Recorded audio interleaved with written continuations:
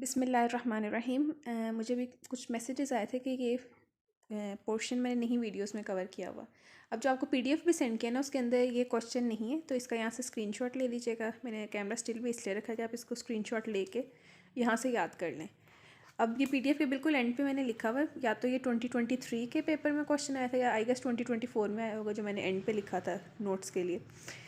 Question क्या था, past prof में आया हुआ है, how integrity can be achieved and what are the consequences of failure in achieving it.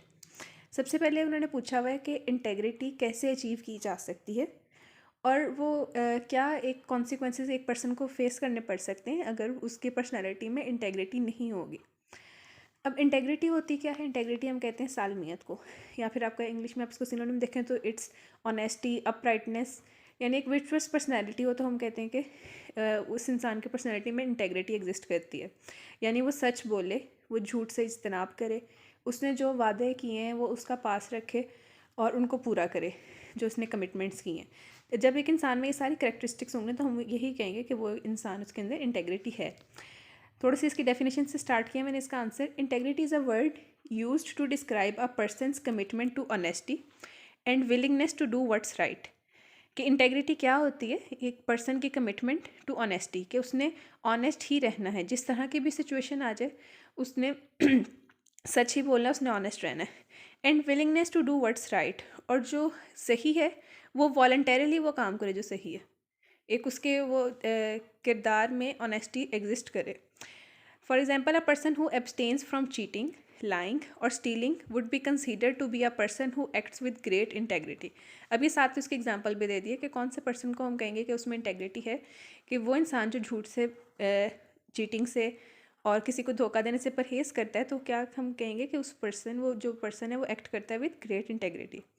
अब जो आपका आंसर है वो यहाँ से स्टार्ट हो रहा है, क्योंकि इसके पॉइंट्स बहुत कम मिले थे तो ऊपर साथ डेफिनेशन ऐड की, क्योंकि क्वेश्चन आएगा 4 मार्क्स का आएगा, 5 मार्क्स का आएगा, तो उसमें आपको एटलीस्ट इतनी लेंथ तो होनी चाहिए। इसके साथ मैं एक और क्वेश्चन का आंसर भी कर दूँ। सबने पूछा हुआ था कि आपकी कितनी इसकी क्वेश्चन की लेंथ होनी चाहिए, तो जो मैंने इस पीडीएफ में सारे लिखे हुए ना, वो एक शॉर्ट सा आपको बताया है। इसको मैंने खुद शॉर्ट इसलिए रखा था ताकि याद करने में आसानी हो, नंबर ऑफ़ पेजेस थोड़े कम हो, और आपको जितना ये कंसाइज करके लिखा हुआ है ना वो आपको याद रह जाए। जितना आप इसको एक्सटेंड कर सकते हैं वो आप करें।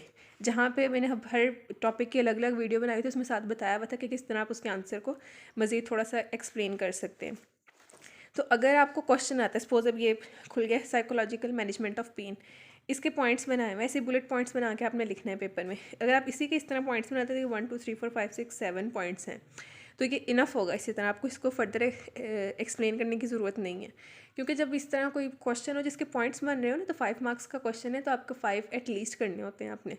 जहाँ पे इस तरह पॉइंट्स बनेंगे वहाँ पे ठीक है। जहाँ पे आप एक्सप्लेन कर सकते हैं ना, जैसे कि फिज़िकल मैनिफेस्टेशंस ऑफ स्ट्रेस है, इसको आप फर्दर जितना मर्जी एक्सप्लेन कर दें। ये एक ही पॉइंट में मैंने CBS के साथ इस तरह लिखा हुआ है, तो आप इसके अलग अलग पॉइंट्स बना सकते हैं। इस तरह के क्वेश्चन में आप फर्दर उसको एक्सटेंड कर सकते हैं। तो जहाँ पे पॉसिबल हो वहाँ पे अपने टाइम के अकॉर्डिंग आपने क्वेश्चन जो है, जो भी आपके क्वेश्चन का आंसर है, उसको थोड़ा सा एक्सटेंड कर देना है। पेपर में नैरो लाइन शीट्स आती हैं, तो आपने अपने शीट्स को और टाइम को मैनेज करना है, उसके अकॉर्डिंग ही आपने एक्स्ट्रा डिटेल्स लिखनी है। नहीं तो क्वेश्चन अटैम्प्ट करते वक्त 4-5 लाइन्स छोड़ दिया करें, एंड पे आप उसकी फर्दर डिटेल्स लिख दें। और इसी साथ ही क्वेश्चन ओपन हो गया प्रोग्रेसिव मसल रिलैक्सेशन टेक्निक, तो भी आप लास्ट रिवीजन कर रहे होंगे, इस क्वेश्चन को आपने लाजमी देखना है और इसको ऐसे ही फ्लो शीट में लिखना है, ये बहुत इंपॉर्टेंट है। अच्छा, गोइंग टुवर्ड्स आवर क्वेश्चन जो हम कह रहे थे, इंटेग्रिटी। अब इंटेग्रिटी किस तरह से अचीव की जा सकती है, तो मैं बात ये कर रही थी, क्योंकि इसका आंसर ये बहुत शॉर्ट बन रहा है तो साथ इसकी डेफिनेशन ऐड की हुई है मैंने। आप भी कोशिश कीजिएगा साथ डेफिनेशन लिखने अगर ये क्वेश्चन आता है। ऑलवेज टेलिंग द ट्रूथ, कि हमेशा सच बोले वो इंसान। Learn to take the responsibility of your actions, जो आप काम कर रहे हैं, आपने जो भी कोई इकदाम या कदम उठाया है उसकी आप रिस्पॉन्सिबिलिटी लें कि आपने ये काम किया था। If you make a mistake, own to it immediately और and do whatever it takes to right the situation. अगर आपसे कोई गलती हो गई तो उसको ऑन करें, एडमिट करें कि आपने वो मिस्टेक की है, और फिर उस सूरत हाल में उसको ठीक करने के लिए, बेहतर करने के लिए जो भी चीज़ आपसे, जो भी काम हो वो आप करें। Keep your word and don't make promise that you can't keep, अपनी बात या अपने प्रॉमिस का पास रखें और कोई भी ऐसा प्रॉमिस नहीं करना आपने जो आप नहीं कर सकते, जिसको आप फॉलो नहीं कर सकते, जिसको आप पूरा नहीं कर सकते। जब हमने सारे पीछे मेडिकल एथिक्स वाले पढ़े हैं पॉइंट्स, तो उसमें हमने कहा था कि डॉक्टर ने पेशेंट को बिला वजह उम्मीद नहीं दिलानी। उसका भी यही है कि जो चीज़ आप नहीं कर सकते, जो आपके इख्तियार में नहीं है, जिसको आप नहीं पूरा कर सकते, उसका आपने प्रॉमिस ही नहीं करना। ये एक जर्नल पूछा हुआ है कि एक इंसान के दिन उन्होंने डॉक्टर का रेफरेंस नहीं दिया हुआ, तो आप इसको जर्नल ही लिखेंगे। वही बातें रिपीट हुई जो ऊपर हमने डेफिनेशन में की थी कि आपने हमेशा सच बोलना है, आपने अपने एक्शंस के आपने फुली अपने आप को रिस्पॉन्सिबल ठहराना है कि आप जो भी आपने एक्शंस किए हैं, और मतलब you are accountable for your actions, for your deeds, आपने खुद भी अपने आप को अकाउंटेबल ठहराना है।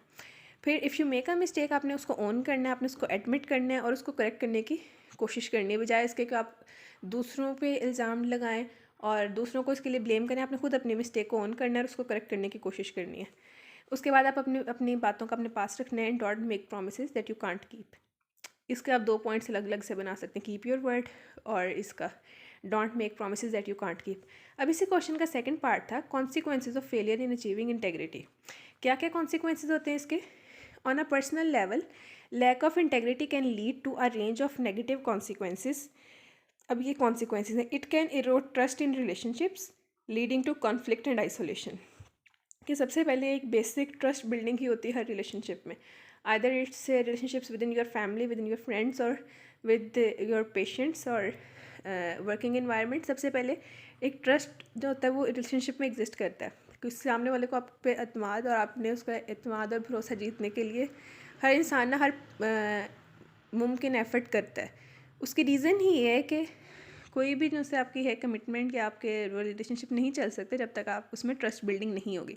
तो इंटेग्रिटी अगर इंसान में नहीं होती, यानी ऑनेस्टी नहीं है उसमें, तो वो ट्रस्ट इश्यूज़ आएंगे और रिलेशनशिप इश्यूज़ आएंगे, जिसकी वजह से कॉन्फ्लिक्ट और आइसोलेशन की तरफ इंसान रहता है। सबसे पहले झगड़ा होगा, फसाद बरपा होगा और इवेंचुअली जब कोई भी आप पे भरोसा नहीं कर रहा होता तो वो आपसे दूर जाएंगे और आप आइसोलेट हो जाएंगे, आपके फ्रेंड्स नहीं होंगे।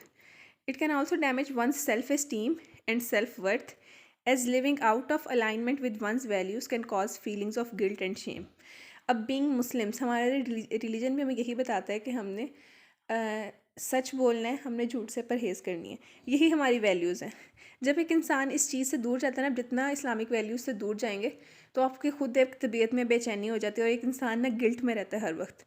तो वही बात इसमें की हुई है कि जब हमने इंटेग्रिटी की बात की, if a person fails in achieving integrity, तो क्या होता है कि वो हमेशा एक गिल्ट की फीलिंग में रहेगा, शेम की फीलिंग में रहेगा। एंड अब आपने पूरी इस वक्त बिहेवियर साइंसेस पढ़ ली, आप खुद बताएंगे कि जब गिल्ट और शेम की फीलिंग डेवलप होती है तो एक पर्सन जाता है कि इसमें डिप्रेशन में और एंजाइटी की तरफ। तो ये जो छोटी छोटी चीज़ें हैं वो आपको एक बड़ी बीमारी की तरफ लेके जा सकती हैं। आपने झूठ बोला हो तो आपने तो उस वक्त तो आपने कह दिया कि कोई एक कॉन्फ्लिक्ट था, उसमें आपने झूठ बोल के उस वक्त तो आप वक्ती तौर पे जीत गए, लेकिन जो आपका ज़मीर होता है, आपका जो कंसाइशियसनेस है आपको ना वो बार बार बता रहा था कि नहीं तुमने गलत किया है, तो वो आप बेचैन रहेंगे। और इसी तरह जब ये चीज़ें पाइलअप होती रहती हैं तो इट लीड्स टू डिप्रेशन। सबसे पहले गिल्ट एंड शेम की फीलिंग होगी, फिर एंजाइटी एंड डिप्रेशन की तरफ जाएगा।